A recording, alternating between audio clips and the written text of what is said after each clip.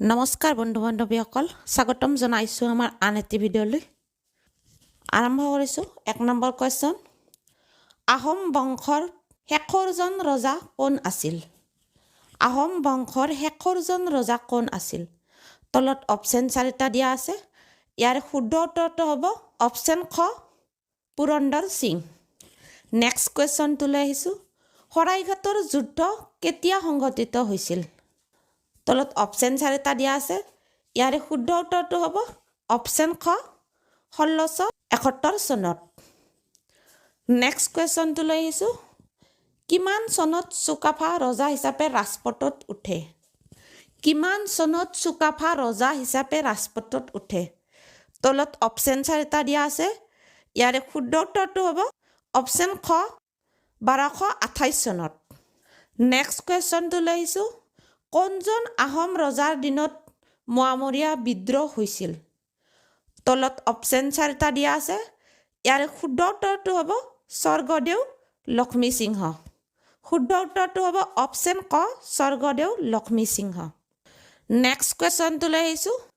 আহোমসকল অহাৰ আগত অসমত কোন ৰজাই ৰাজত্ব কৰিছিল আহোমসকল অহাৰ আগত অসমত কোন ৰজাই ৰাজত্ব কৰিছিল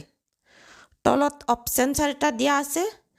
ইয়াৰে শুদ্ধ উত্তৰটো হ'ব অপচন খ কোচ ৰজাই আহোমসকল অহাৰ আগত অসমত ৰাজত্ব কৰিছিল শৰাইঘাটৰ যুদ্ধ কেতিয়া কাৰ দিনত হৈছিল তলত অপচন 4টা দিয়া আছে ইয়াৰে শুদ্ধ উত্তৰটো হ'ব চক্ৰধ্বজ সিঙৰ দিনত শৰাইঘাটৰ যুদ্ধ হৈছিল নেক্সট কুৱেশ্যনটো লৈ আহিছোঁ কাৰ দিনত মুছলমানসকলে অসমত শেষ আক্ৰমণ কৰিছিল কুৱেশ্যনটো কি হ'ব কাৰ দিনত মুছলমানসকলে অসমত শেষ আক্ৰমণ কৰিছিল তলত অপচন 4টা দিয়া আছে ইয়াৰে শুদ্ধ উত্তৰটো হ'ব অপচন খ গদাধৰ সিং নেক্সট কুৱেশ্যনটো লৈ আহিছোঁ আহোমসকল কিমান বছৰ অসমত ৰাজত্ব কৰিছিল আহোমসকল কিমান বছৰ অসমত ৰাজত্ব কৰিছিল তলত অপচন 4টা দিয়া আছে ইয়াৰে শুদ্ধ উত্তৰটো হ'ব অপচন গ 600 বছৰ আহোমসকলে অসমত ৰাজত্ব কৰিছিল নেক্সট কুৱেশ্যনটো লৈ আহিছোঁ অসমৰ মাটিৰ জৰীপ কাৰ্য কোনে প্ৰথমে প্ৰৱৰ্তন কৰিছিল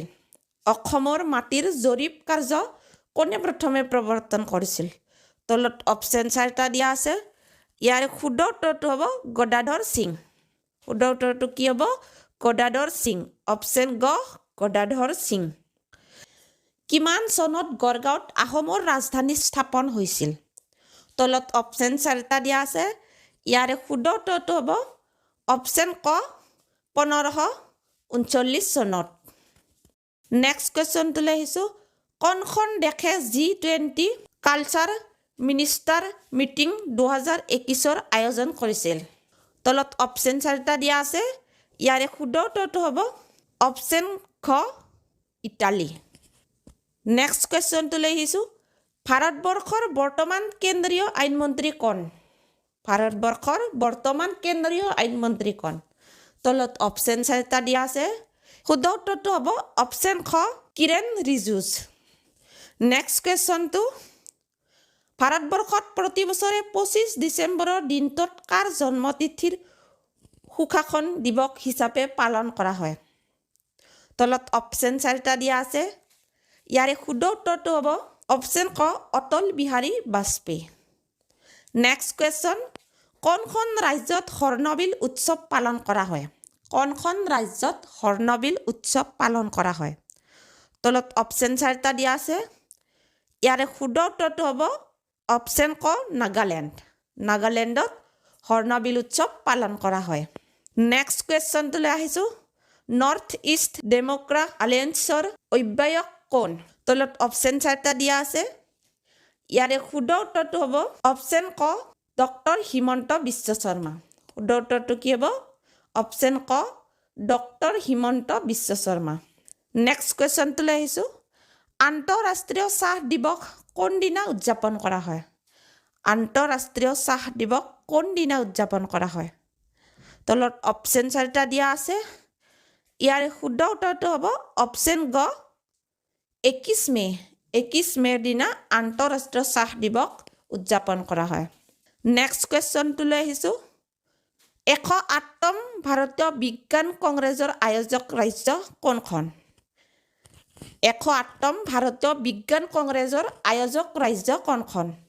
তলত অপশ্যন 4টা দিয়া আছে ইয়াৰে শুদ্ধ উত্তৰ হ'ব অপশ্যন ক মহাৰাষ্ট্ৰ